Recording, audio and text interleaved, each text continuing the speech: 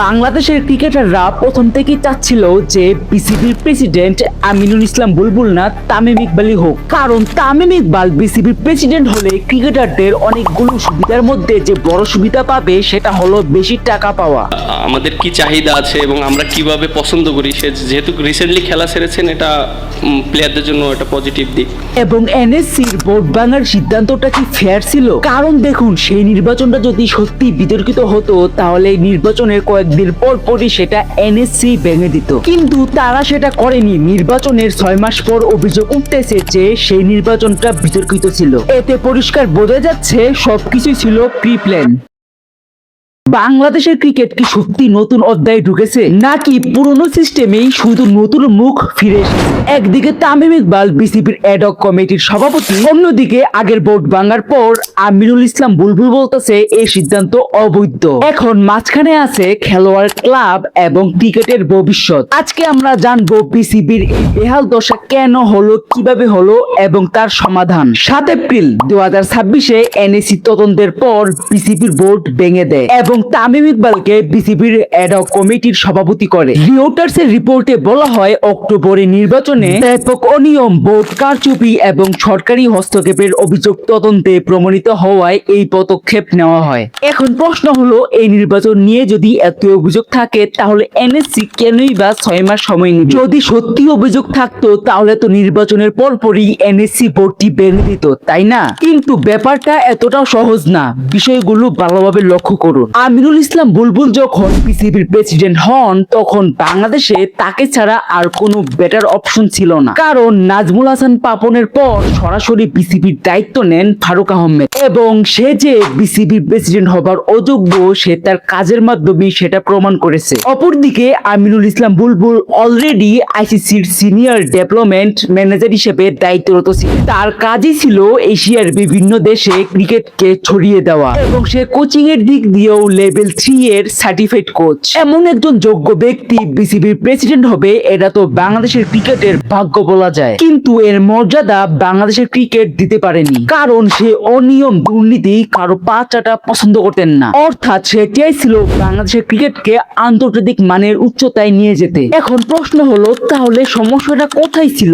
কেন আমিনুল ইসলাম বুলবুলের পতন হলো? দেখুন, আমিনুল ইসলাম বুলবুল বিসিবির প্রেসিডেন্ট থাকাকালীন তারই বোর্ড সদস্যরা তাকে কোনো কাজেই সাহায্য করেনি। অপরদিকে ক্রিকেট প্লেয়াররাও আমিনুল ইসলাম বুলবুলকে অপছন্দ করতেন। এই দুই পক্ষেরই একটা বিশেষ চাহিদা ছিল টাকার। এই দ্বিধাদ্বন্দ্বের মধ্যে বিসিবির একজন সদস্য তামিম ইকবালকে বলে বসেন ভারতের দালাল। কারণ তখন মুস্তাফিজুরের ইস্যু নিয়ে বাংলাদেশ ভারতে খেলতে না যাওয়ায় তামিম ইকবাল বলেছিল জনগণের আবেগ নিয়ে কোনো সিদ্ধান্ত না নেওয়ার। এখন তামিমকে ভারতের দালাল বলায় তামিম যতটা না ক্ষিপ্ত হয়েছে তার 3 গুণ বেশি ক্ষিপ্ত হয়েছে কিছু নামমাত্র খেলোয়াড়। তাদের দাবি ছিল এই পরিচালককে শাস্তি দিতে হবে এবং পদত্যাগ করতে হবে, কিন্তু বিসিবি পদক্ষেপ না নেওয়ায় খেলোয়াড়রা ক্রিকেটকে বয়কট করার হুমকি দেয় এবং পরবর্তীতে সেই পরিচালককে পদত্যাগ করানো হয়। দেখুন, এটা কোনোভাবেই কাম্য নয় যে একজন বিসিবি প্রেসিডেন্ট একজন সাবেক ক্রিকেটারকে ভারতের দালাল বলবে, কিন্তু এতে খেলোয়াড়রা যে চামচামি বা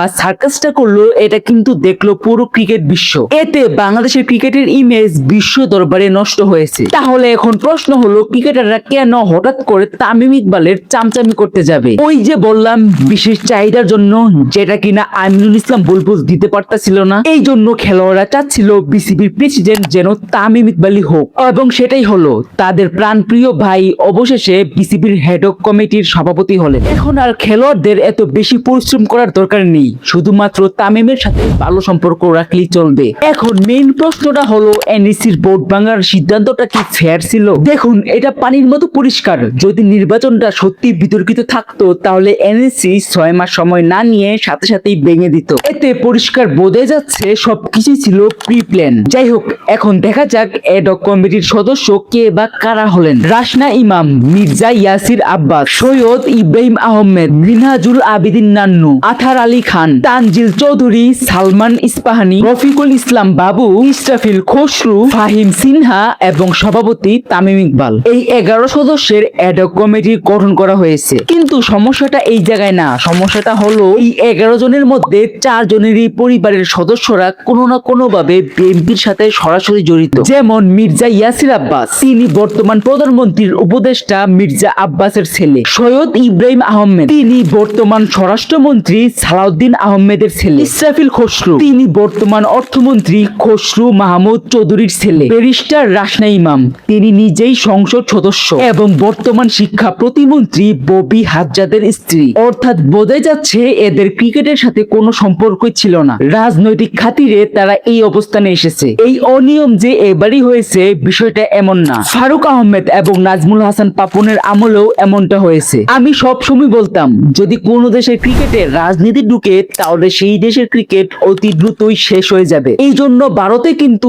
যে কোনো রাজনীতিবিদ চাইলে বিসিসিআই এর সদস্য হতে পারে না। অর্থাৎ বিসিসিআই এর সদস্য যারাই আছে তারা কোনো না কোনো ভাবে অতীতে ক্রিকেটের সাথে জড়িত ছিল। বাংলাদেশের ক্রিকেটে আরেকটা বড় সমস্যা হলো স্পোর্টস সাংবাদিকরা। তাদের মূল কাজ হবার কথা ছিল কিভাবে বাংলাদেশের ক্রিকেটকে এগিয়ে নিয়ে যাওয়া যায় বা বাংলাদেশের ক্রিকেটে কি কি সমস্যা আছে তা সৎভাবে সাধারণ মানুষদের কাছে তুলে ধরা। কিন্তু তারা যে কাজগুলো করে, যেমন কোন প্লেয়ার কি করলো, কোন প্লেয়ার রাস্তা পার হচ্ছে, মানে পুরোই আজব সাংবাদিকতা। তাদের নিউজ করার স্টাইলটা এমন যে একবার বলে ফারুক আহমেদ 250 কোটি টাকা নিয়ে পালিয়ে গেছে, আরেকটা রিপোর্টে বলে আমিনুল ইসলাম বুলবুল দেশ ছেড়ে পালিয়ে গেছে, কিন্তু বাস্তবে তার একটাও হয়নি। এরকম অসংখ্য ভুয়া নিউজ করে শুধুমাত্র বেশি ভিউর আশায়। বেশি ভিউজ মানে বেশি টাকা। এদের ভুয়া নিউজের জন্য সাধারণ ক্রিকেট প্রেমীরা দ্বিধাদ্বন্দ্বে পড়ে যায়। এই ফেক নিউজ করার জন্য বিসিবির সাথে তাদের বনাবনি হতো না। উদাহরণস্বরূপ 3 ফেব্রুয়ারি 2026-এ বিসিবির গ্রাউন্ডস কমিটির পক্ষ থেকে পাইলট একটি সংবাদ সম্মেলন ডাকে। তার মূল উদ্দেশ্য ছিল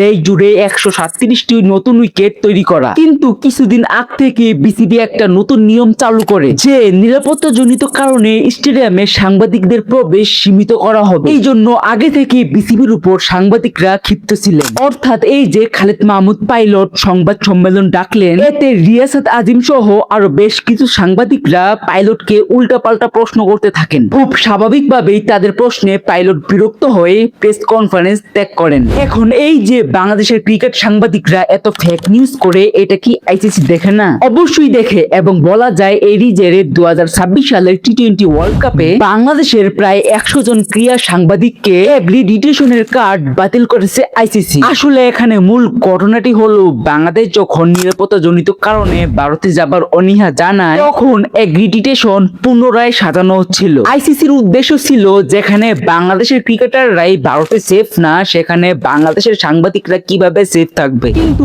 বাংলাদেশের স্বনামধন্য সাংবাদিকরা এখানেও ফেক নিউজ ছড়ায় যে এটা নাকি ভারতের ষড়যন্ত্র বা বিসিবির ব্যর্থতা ছিল। মানে বুঝতে পারতেছেন ফেক নিউজ করার লেভেল কোন পর্যায়ে চলে গেছে। সর্বশেষে বোঝাই যাচ্ছে শুধুমাত্র তামিম ইকবালের জন্য বিসিবিতে সমস্যার তৈরি হয়নি, এটা মূলত পুরো সিস্টেমেরই সমস্যা। এখন প্রশ্ন হচ্ছে তাহলে কি এই সমস্যার কোনো সমাধান নেই? অবশ্যই আছে, কারণ দেখুন 90 দিন পর আবার নির্বাচন হবে, অর্থাৎ এই 11 সদস্যের অ্যাডহক কমিটি তখন আর থাকবে না। অতএব তখনও সময় থাকবে যোগ্য ব্যক্তিদের বিসিবির সদস্য করা কিংবা বিসিবির প্রেসিডেন্ট করা। 90 দিন পর বিসিবির প্রেসিডেন্ট তামিম ইকবালও হতে পারে, আবার অন্য কেউ হতে পারে। যদি কোনো ব্যক্তি নির্বাচনে দাঁড়ায় তাহলে আর কি। এখন যে পরিস্থিতি ধরে নিলাম তামিম ইকবালই বিসিবির প্রেসিডেন্ট হবে, তাহলে এখন কি কি উদ্যোগ নিলে বাংলাদেশের ক্রিকেট আন্তর্জাতিক মানের হবে? দেখুন, আমি প্রথম থেকে বলে আসতেছি ঘরোয়া লিগের উপর গুরুত্ব দিতে হবে। প্লেয়ারদের বেতন তো বটেই, আম্পায়ারদের বেতনও বৃদ্ধি করতে হবে, কারণ টাকার জন্য যেন তাদের ফিক্সিং করতে না হয়। এবং পুরো বাংলাদেশে